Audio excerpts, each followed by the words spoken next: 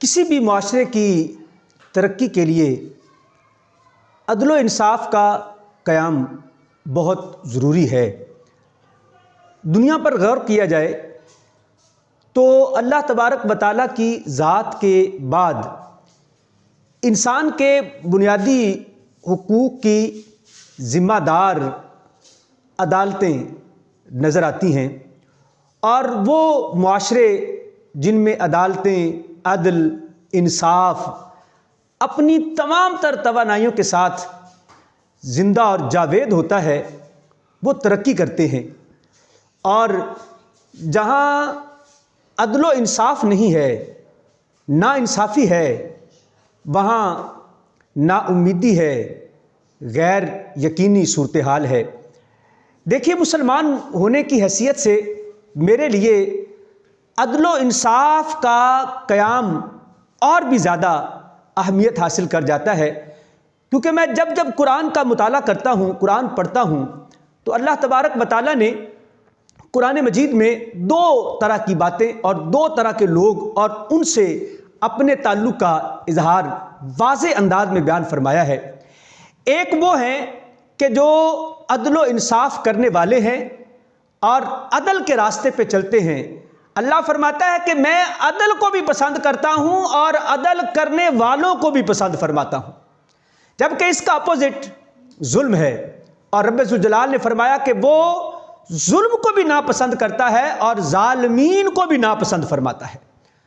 आप अदल व इंसाफ के क़याम का अंदाज़ा रब्बे ज़ुल जलाल की नज़र रहमत में किस हद तक ज़रूरी है, आप यूँ लगाइए कि क़यामत के दिन अल्लाह तबारक व तआला जानवरों को सिर्फ इंसाफ के क़याम के लिए ज़िंदा फरमाएगा। हत्ता कि वो सींग वाली बकरी जिसने दुनिया में बेसींग बकरी पर जुल्म किया होगा, अल्लाह तबारक व तआला उनको ज़िंदा करके बेसींग बकरी को सींग वाली बकरी से इंसाफ दिलाएगा और फिर उन्हें मिट्टी कर देगा। काफिर इस मंजर को देखेगा कि इंसाफ का क़याम हुआ, अदल हुआ और अब उन्हें मिट्टी कर दिया गया, तो वो भी तमन्ना करेगा कि काश यकूलुल काफिरू या लैतनी कुन्तु तुराबा। काफिर कहेगा है काश मैं भी मिट्टी हो जाता, लेकिन उसे मिट्टी नहीं किया जाएगा, उसके साथ अगला मामला होगा। लेकिन बात यहाँ पर जो ज़रूरी है वो अल्लाह तबारक व तआला की बारगाह में अदल व इंसाफ का क़याम, कि अल्लाह तबारक व तआला जानवरों को ज़िंदा करके अदल व इंसाफ कायम फरमाएगा। और जहाँ तक महबूब सल्लल्लाहु तआला अलैहि वसल्लम की सीरत तय्यबा का मामला है, आका अलैहिस्सलाम ने अपनी तालीमात के अंदर जिस तरह अदल व इंसाफ के क़याम की ज़रूरत और अहमियत को बयान किया है, इसकी मिसाल कहीं और नहीं मिलती।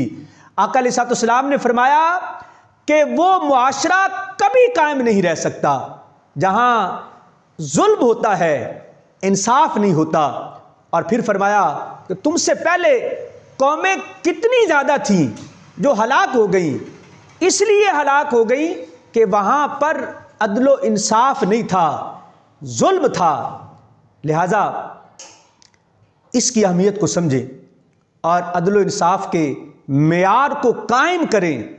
हमारे मुआशरे में अदल व इंसाफ का गिरता हुआ ये मेयार अवाम में एक बेयकीनी और बेचैनी के साथ साथ अनारकी को जन्म देता है, क्योंकि जब इंसाफ नहीं होगा तो फिर अमन नहीं होगा, जब अमन नहीं होगा तो बदअमनी होगी, गैर यकीनी सूरत हाल होगी, उम्मीद नहीं होगी, मायूसी होगी।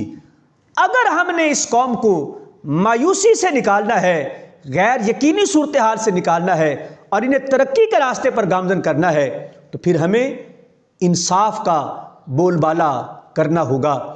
उसके लिए हमें चाहे किसी भी तरह की कुर्बानी देनी पड़े, हमें इंसाफ के क़याम के लिए किसी भी कुर्बानी से दरेग नहीं करना चाहिए।